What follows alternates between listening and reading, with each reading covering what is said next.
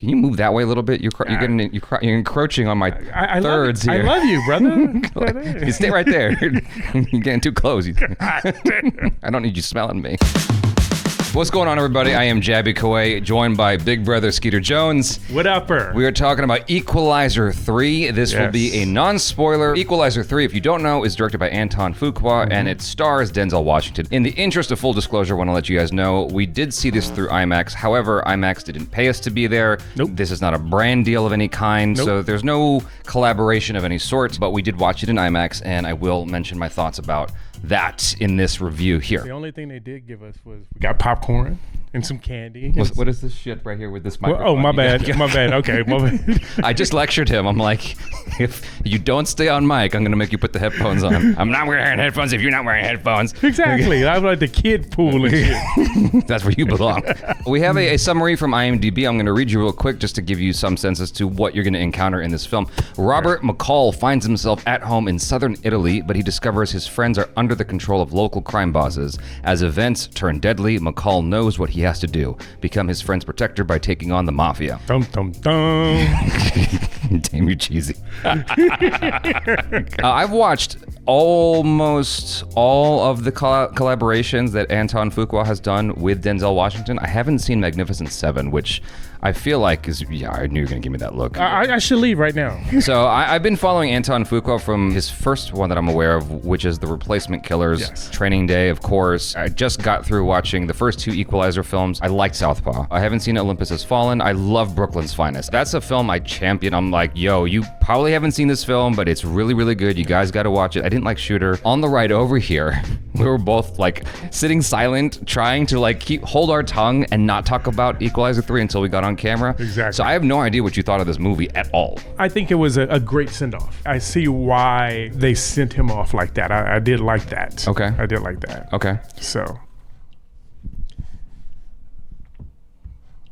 Oh, that's the end of your. Well, no. I just don't want to spoil it. You know me, man. Okay. I start talking, and then it's curtains. I really, really, really liked it. Wow. Yeah, I think that for me, I know you're going to disagree with me hard here. This was the best of the three for me. In fact, I liked it so much, I think it's up there for me with Training Day almost. Like, it's Training Day. It's a tie between Replacement Killers and this, but I actually think I like this more than Replacement Killers because Antoine Fuqua, for me, has really matured as a filmmaker. Yes, and absolutely on that. I agree with you on that one, but to be up there with Training Day? Yeah, because of the time he took with it. I mean, Training Day is the top one for me. Right. I think it's really hard to, it's almost like Antoine Fuqua's Citizen Kane, you know? It's like, how do you beat that? Yeah. For me, this was like really, really strong. You know, he took his time. It's not a fast-paced film. No. You know, it comes in with action, but the film takes its time. You know, it allows you to really live in this place with Robert. Yeah, with Robert McCall, and get to know these people in a way that I wasn't expecting, especially off of the intro. I'm thinking this is going to be a total action-packed thing, and the action actually takes a back seat for a lot of this film, just to give you guys a heads up. But I think that the way he's evolved this character, there it is. That's a good word. the way he tells this story, I think has just gotten better and better. Yeah. The pace of it. The pace of it from, like you said, coming in with the bam, because they had to get us. And then they took us on this nice, slow ride, but it was always ascending to the climax. It was one of the best things I've seen in a long time, and I love Denzel. The time he took with his character. He's such a master. He's one of the greatest of all time. Yeah. You know, and I hate to put the GOAT on it, but that's what it is, you know. The what? The GOAT? Oh, the GOAT. I thought it was well put together. Well put together because I liked the fact that the bad guys were bad. You rooted against them. Stay on your mic, dude. I'm not. You keep doing this ear shit. Like, you know what? Put those on. Oh, man. Put those on. I'm going to the kid table. God damn. The bad guys being bad. Denzel, you rooted for him, of course.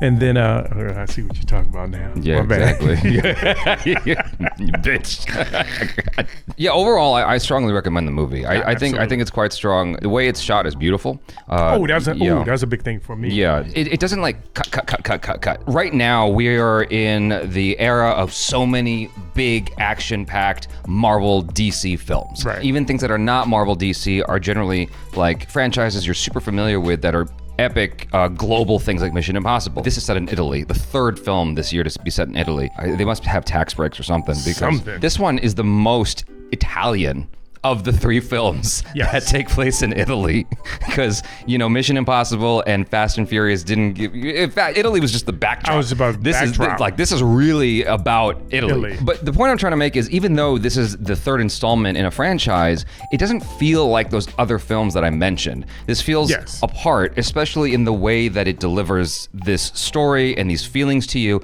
It's completely different from those movies that are more like, well, Mission Impossible was a little bit slower this time around, but this one was slow and I didn't mind it. Right. And it was only an hour and like 40 some odd minutes.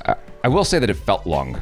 I didn't mind it. I didn't mind, but it felt long. It felt like, because Antoine Fuqua was like, yeah, this one comes in at hour and 45. I'm like, hour and 45? I thought this was like 2 hours and plus something. No, I'm gonna tell you something, because I kept on saying, I was like, ooh, I would have extended that. Ooh, I would have extended that. Ooh, I would. There was a couple of things in there I was like, oh, I wish they would have given me a little bit more of that, just a little bit. Yeah. If you are a fan of Equalizer, I feel like this is a great finale to that franchise. Yes. So just briefly, I want to touch on the IMAX experience of it, since we did watch this in IMAX.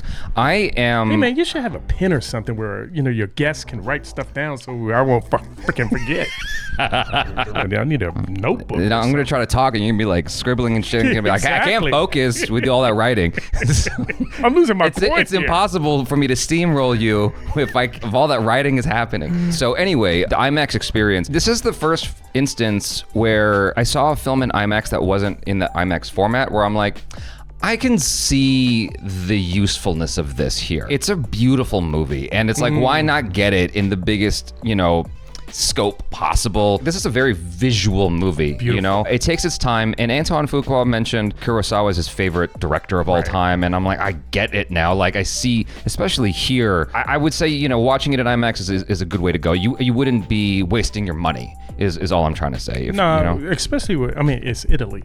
Yeah, it's exactly. It's beautiful. And then you're seeing it in IMAX. Yeah. And then it's how it's shot. And that's, me about that. How it's shot is very minimal. Very minimalistic. So that's what I like. They let the nature and everything surrounding do it. The softness of it, all that great stuff was just incredible to me. Yeah, it was beautiful. It's lit well, and if you're into beautiful cinema, like, this movie is the most beautiful of the three. But the one of the things being why it was so beautiful, like you said, it was lit beautiful because it was natural. It wasn't so many lights, and that's what I felt about it. I was just like, I kept on going, what is this shot on? What is this shot on?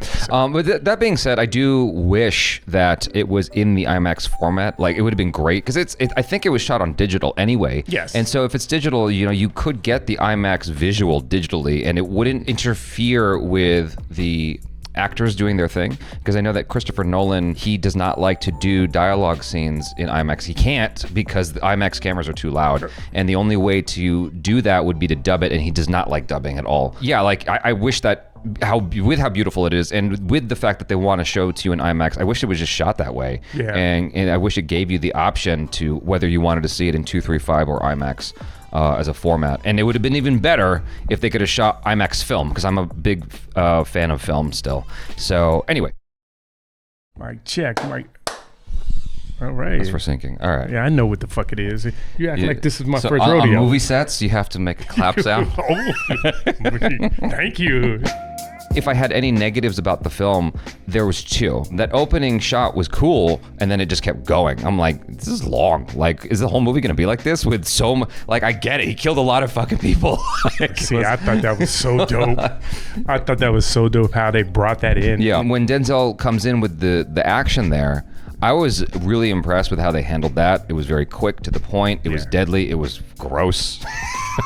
But it was like, it let you know who this dude is. But then he gets injured, and like, I understand, like, for the plot, he needed to get injured so that he stays in Italy, etc. I understand. It's just the way he got hurt. I'm like, really? You're gonna turn your back to that kid? I wouldn't turn my back to that kid. Yeah. I thought that was a little weak. But once we moved on from it, I was fine. It was so unexpected and so cool that Antoine Fuqua decided to go this direction and just let us be in Italy. And, you know, we're part of the healing process of Denzel's character, you know, getting back to good. And it's like, you're experiencing this with him while he's getting to discover the town. You're discovering it through him, and you feel what Denzel feels along the way. Well, one of the great things is the pacing of it too. Remember, you know, he gets shot, so the recovery of it, and the steps, what the steps represents. You see what I'm saying? I really thought that was great. I was actually thinking of doing a spoof of this movie, and it just be Equalizer 3, and you just see steps, and like that's the whole video.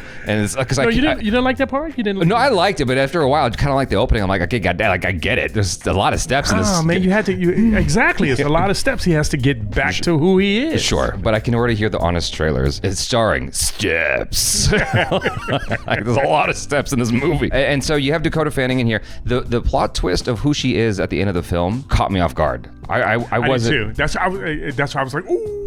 I wasn't really sure how to feel about her initially. Well, when she was in the film, like I thought she was just like this desk lady. I didn't know how important she was going to be because I didn't even realize I was watching Dakota Fanning. Right. But then over the course of the movie, I could see what they were doing, and she actually does a really good job. I thought she was great. Yeah, David Denman, who you probably remember from The Office. He plays Frank Conroy. He's a supporting character as the boss cop. I thought he was going to turn out to be a bad guy in the movie. I did too. I thought that plot, the twist was coming, but it never came. But anyway, yeah, all the Italians in the movie, they were all well cast. The acting was strong. Very much so. I think that one of my favorite scenes in the entire film was when Denzel starts getting to work again. You know, he's at the restaurant and the cop is being antagonized by this bully mafia guy, and he looks over and it cuts to Denzel, and it's like that.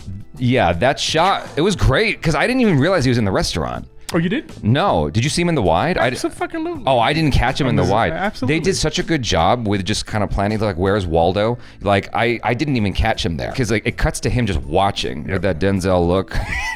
I mean, that exactly. And that's the whole thing with Denzel is just, he doesn't have to say anything, that look. Yeah. And that's artist's greatness. Yeah. When you can just do that and understand, damn, he'd give me a look, this is what he means. Yeah, no, exactly. And the way he handled that dude, Vincent's younger brother, he twists his arm up and pins him into the wall. And the way he does him is, it's like, it's so simple, but that's what's so great about it. Right. You know, I love that he had him in this lock, and he's like, all right, so that's a 2.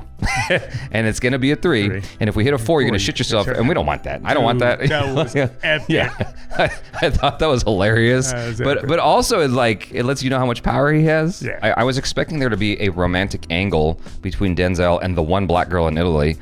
But the thing is, like, I was glad they put the one black girl in Italy.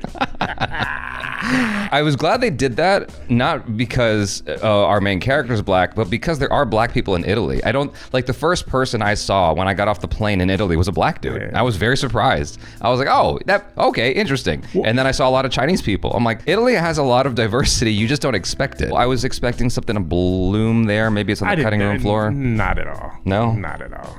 I didn't think that at all. But I thought she was beautiful. I thought what she played was beautiful. Mm-hmm. And like you said, they had to have some kind of diversity in there in Italy. You know, they didn't have any Asians, but it was okay. They needed some Chinese people in this movie. There's lots of Chinese tourists there. Overall, fantastic movie, and beautiful. I hope that you guys enjoyed it as much as we did. All right, y'all, be good. I'm Jabby Coy. This is Ski-ter Jones. Peace out. One love. Hey man, it's my video. I closed it out. Okay, oh, my bad. You shut the fuck up at the end. My bad, brother. Do it again. Let's do cut and second. I love that. Say it again. That's it. Peace out.